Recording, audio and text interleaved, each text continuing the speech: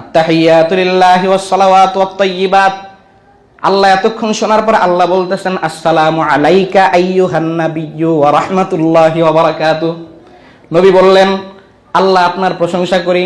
আল্লাহ বলতেছেন আসসালামু আলাইকা আইয়ুহান নাবিয়্যু, ও আমার নবী, ও নবী, আইয়ুহান নাবিয়্যু আসসালামু আলাইকা, আপনার উপর সালাম। কার পক্ষ থেকে?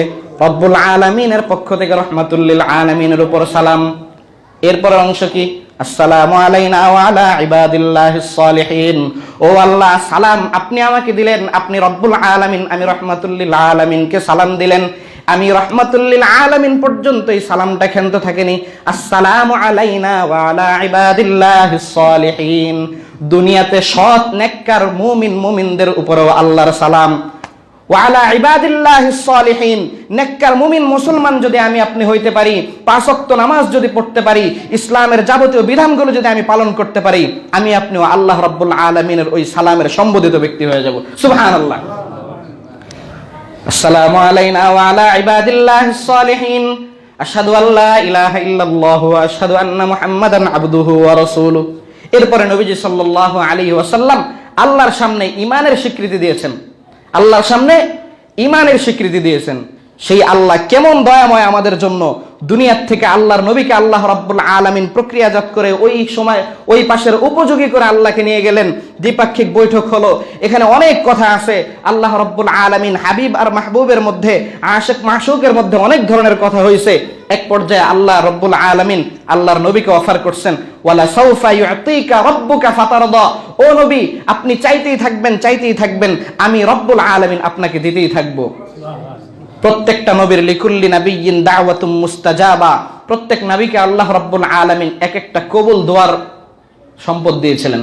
অর্থাৎ যে দোয়াটা অফার, জীবনে কয়েকটা অফার দেয় না অনেকে, একটা অফার ছিল মুস্তাজাবুদ দাওয়া, আর দাওয়াতুল মুস্তাজাবা, যেই দোয়া করতে দেরি বাহ্যিকভাবে কবুল হইতে দেরি নাই। আল্লাহ আমার একটা বাড়ি দরকার, সাথে সাথে বাড়ি হয়ে গেল। এরকম অফার আল্লাহ রাব্বুল আলামিন প্রত্যেক নবীকে করেছেন। প্রত্যেক নবী নিজ নিজ পছন্দ অনুযায়ী তাদের দোয়াটা আল্লাহর থেকে করে নিয়েছেন। কিন্তু আল্লাহর নবী বলেন, আমার আপনার নবী বলেন, আমার দোয়াটা আমি করে নিয়ে আমি রেখে দিয়েছি, কিয়ামতের দিন যখন আমার মুমিন বান্দারা, আমার উম্মতেরা যখন বিপদের সম্মুখীন হবে, ওই দোয়াটা তখন আমি আল্লাহর দরবারে করব যে আল্লাহ খবরদার আমার একটা উম্মত যেন জাহান্নামে না যায়, আমার প্রত্যেকটা উম্মতকে আমি জান্নাতে নিয়ে আমি জান্নাতে প্রবেশ করতে চাই। আমার আপনার নবী মুহাম্মদুর রাসূলুল্লাহ সাল্লাল্লাহু আলাইহি ওয়াসাল্লাম, মুসলমান এমন এমন গুনাহ আছে, এমন এমন অপরাধ আছে যে রাহমাতুল লিল আলামিন ওই গুনাহগুলো করার কারণে নবীজি সাল্লাল্লাহু আলাইহি ওয়াসাল্লাম পর্যন্ত দূরে ঠেলিয়ে দেন উম্মতকে। সুহকান সুহকান গায়্যার মিন বাদি, দূরে সরে যাও, দূরে সরে যাও।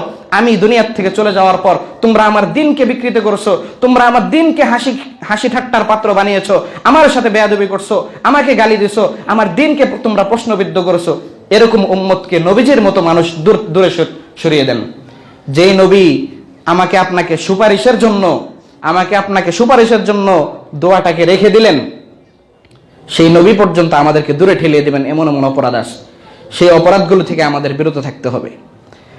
সর্বাগ্রে সব কিছুতে, চিন্তা চলনে বলনে আচরণে উচ্চারণে, চিন্তা চেতনা মন মানসিকতায়, সব কিছুর মধ্যে ইসলামকে অগ্রাধিকার রাখতে হবে। পারা যাবে তো ইনশাআল্লাহ। নামাজকে শক্তভাবে ধারণ করতে হবে। আল্লাহ রাব্বুল আলামিন আমাদেরকে আমল করার তৌফিক দান করুন। আমিন। ওয়া আখিরু দাওয়ানা আনিল হামদুলিল্লাহি রাব্বিল আলামিন।